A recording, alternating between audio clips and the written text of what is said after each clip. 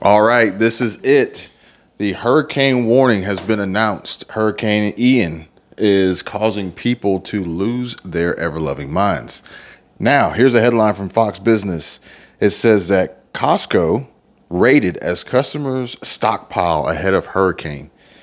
A Florida Costco is already running out of toilet paper and paper towels as residents brace for Hurricane Ian. The store is also imposing certain purchasing limits on water. This sounds like deja vu. This is deja vu minus if you took out hurricane. Like, this is 2020 deja vu. Well, you know, Ron DeSantis, governor of Florida, issued a state of emergency. Statewide state of emergency. 2 days ago. And I don't know. I don't think we could be leaving Florida at a better time. But I was actually doing research on something else before I came across this article. But it's crazy how people are really just kind of panicking. Now, wait. You say panicking, but those people who live here who have been through hurricanes before are doing what they know they need to do for the aftermath of the hurricane. Perhaps. It's not a panic. And that's what I was getting at. But I think what you need to do is just leave. I think what you need to do is just leave. Yes, that's great, but that's also not feasible for a lot of people. What if you have too many pets? What if you have somebody who What if can't you're in an physically be area moved? that after the bulk of the storm hits, you have to leave? Then you have help on leaving. Most of the time maybe, you have help. Maybe the roads are washed out. Maybe you're flooded. Maybe you can't. Maybe like there's like the ounce of prevention. Sometimes that prevention is harder to do than the sit and hope that everything goes okay. Well, regardless of that, hopefully everything is fine. Hopefully this is not going to be a huge issue and a huge catastrophe for many families who are probably potentially not prepared for what could be. I'm about to say you have ones who aren't leaving because maybe they're not leaving because they physically can't. Maybe they're not leaving because they're like, oh, it's not a big deal. Like, maybe they're newbies like us and have never been through a hurricane before. And in their mind, they're like, it's not a big deal. I've been through rain and, you know, there's tornadoes all through the Midwest and everything else. This is going to be fine. Now, they don't know. Nobody knows. Nobody will know until the time comes. Yeah. And with that being said, for the people who can't necessarily leave, who aren't going to leave, this is what I'm talking about. This is what I've been talking about for so many videos now of the financial component of PrEP. So if you are in an area where limits are being imposed and there's a likelihood of a catastrophic category 4 with the possibility of turning to a 5. Category 4, category 5 hurricane hitting, what's going to happen to your employment? Hopefully nothing, because if an employer fires you because you had to leave because of, you know, the possibility of death and destruction, that employer needs to kick rocks. Now, you have a valid point. But what if your employer decides not to fire you, but instead you work in the restaurant industry and the restaurants aren't open? We've been through this before. We have. Deja vu? Deja vu. That's what I'm talking about. I thought you were going to say, what if your employer says, okay, fine, leave so that you're safe, but I'm going to use all your sick days, your vacation days, your whatever days. No. And that's kind of where we were a little bit. We're trying not to miss too many days of school with an early evacuation. Yeah. But I don't think we're going to have any issues here. No. Even though if we do get wind of that tomorrow, then everybody's leaving, which, you know, we're out of here too. So, yes. But with that being said, the folks that are relying on the local economies, if they get hit by a hurricane, what's their backup plan?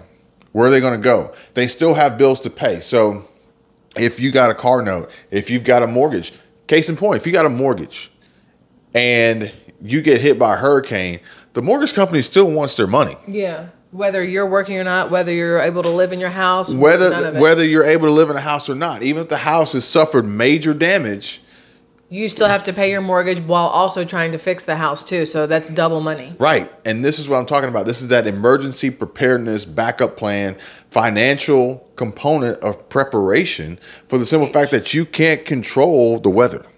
You can't control seasonality, which if you're in Florida, you probably may be in a high tourist area where you're already seeing a decline in tourist traffic, revenues, tips, and ultimately your income. Now you get hit with a storm, which is further reducing tourism and possibly putting you in a scenario where you can't you can't conduct business. So you know what the kid asked me this morning? So the kid, I was telling her that it looks like this is going to hit Tampa and Orlando. And she says, well, what happens if it hits like the parks, the theme parks and stuff? Like how long do they close down? When do they come back? What happens to Mickey and Minnie? Think and about how many employees. SpongeBob Think and about how everybody? many employees, how many cast members or whoever work and or rely on, even if they don't work in it, they rely on it because they deliver sodas to it. They Because deliver. it's its own full little city. Right. You know? Yeah. So imagine, I'm not trying to scare you guys or pump fear out there, but this is real. Yeah. Now Costco, that's the other thing. The dangers that come with hitting up a Costco right now, when people are raiding Costco to stockpile for it's a dangerous situation. I mean, this is one of those things where you have to have like personal protection on you just to walk to your car with your water. Think about the people who can't run to Costco and raid it because they can't. And people comment all the time. It's the people who don't have much that are going to be the ones coming to take what you have. Mm-hmm. Now, I don't agree with that, but I do want to point out the likelihood of the possibility of you exiting a Costco and being met by folks with nothing looking to you for something. Not just Costco. Oh no, Walmart, Sam's Club, any place that sells the things that you need that are hard to find right now, those are the places you need to be careful of. Now some of them may say, "Hey, please help," but others may say, "Hey, give me what you got." Yeah. Which technically is still helping them. Yeah, okay.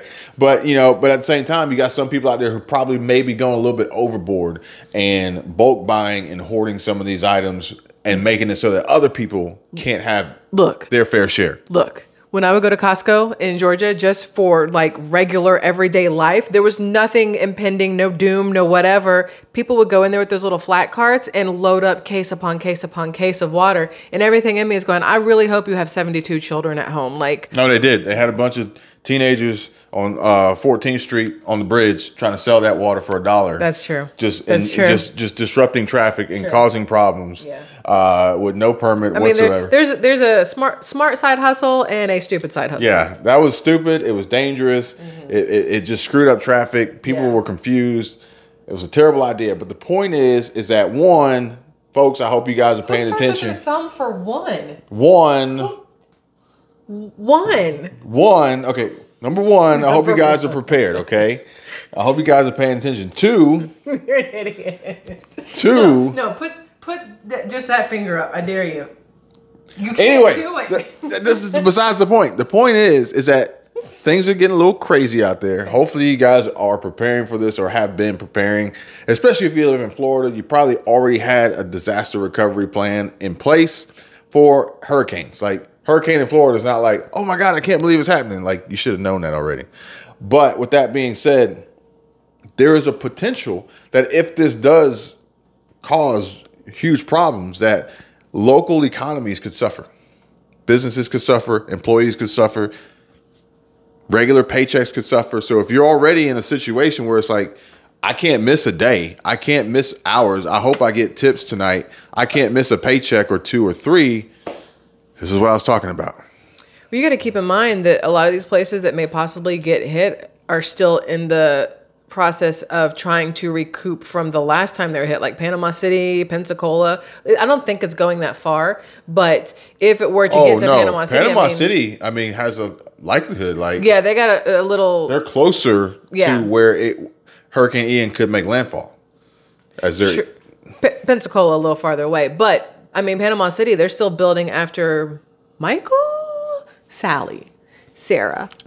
I don't remember which one it was. The point is, it's a devastation because you haven't even fixed the last problem. Here comes the next problem. Yeah. And, granted, there's tons to be done there now, but in the interim, it's just going to be just like, it's going to be ground zero, and there's no money coming in. I was thinking of cluster. There's no money coming in. So, if you're in these areas and you're like, oh, okay, my house is fine, my family's fine, the neighborhood is fine, the community's fine, but everything else is trashed and we rely on the local economy. What is your plan? Roads are out. You can't get deliveries to your grocery stores. Roads are out. You can't get fuel delivered in. Roads are out. You can't get school buses take kids places. This is more of a possible disaster scenario and crisis more so than this September 24th end of the world prediction. Well, I mean, today's the 26th, so what's today? Today's the 26th. Today's the 26th, so we're a little late on that. So this is actually feasible. This is real. This could happen. This is a tangible threat. A matter of a few days, and obviously, right now, it's not the time for you to try to figure out how to put yourself in a financially stable position to brace for what could happen. But it is a great time to think about the casualty side of a hurricane and how it could really do harm to your finances and your life, so to speak. If you find yourself in a situation where I can't pay my bills, I'm possibly going to get my car repoed, I may get evicted, I may get foreclosed on, all because of a natural disaster that is outside of your control. That despite the fact that you watch Ryan Hall, y'all, and he's been warning you guys about what is coming and the discussions that schools are having about closing and things like that, none of that's going to matter to the creditors. The same creditors who are already upside down and in the red and are tired of losing money. Also, insurance companies who aren't quite solvent with liquidity crisis issues of their own that may prove to show just how unprepared they are with Florida getting a hurricane in the next few days. Right. So Costco, Walmart, Kroger. I don't know if there's a Kroger in Florida. No, not here anyways. The stores, now granted, the stores here, people are acting normal. Everything's fine over here. There's but, no you know, South Florida, you know, Tampa, y'all need to be careful. Y'all need to watch out. Y'all need to do the best you can to stay safe. They're actually saying 7 to 8 foot swells in Tampa just for like the kickoff to all of it. Yeah, not even like when it gets bad. If you guys have been through this before, comment below. Let me know. Let me know what you think. Let me know what you are likely to expect to happen based on your past experiences. Give us some info because, again, we've never been through one. I don't think we're going to be in this one, but next year, even later this season, anything's possible. But the whole point of this is to share knowledge and education and awareness to so many different people who aren't quite in tune with what's going on, especially since the news is only going to highlight how Costco is being rated by customers before a hurricane. The news is not going to highlight and teach and drive home the points that really matter that could come as a result of all the negatives that could possibly happen, that you would hope that the government would step in with FEMA and some form of emergency assistance.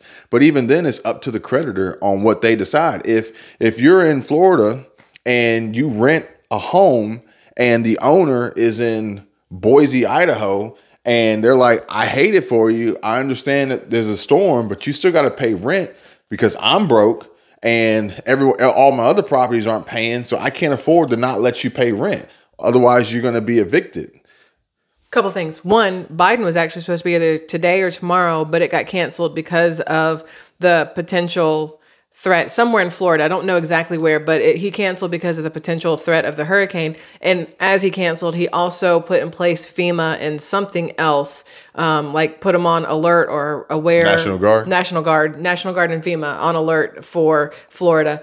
But I was thinking when you said the mortgage and all this other stuff, what about people who, like us, we have, plane tickets and we have this hotel. What if, we were in the path and we couldn't cancel those things? You can't get your money back on those things. So what about people who have things booked here? Like they were going to go to Tampa and they have these tickets for places and hotels. I would rather lose the money than fly into a danger zone. Danger zone. But on the flip side, people who were there, who booked these trips months ago, now are seeing this hurricane developing.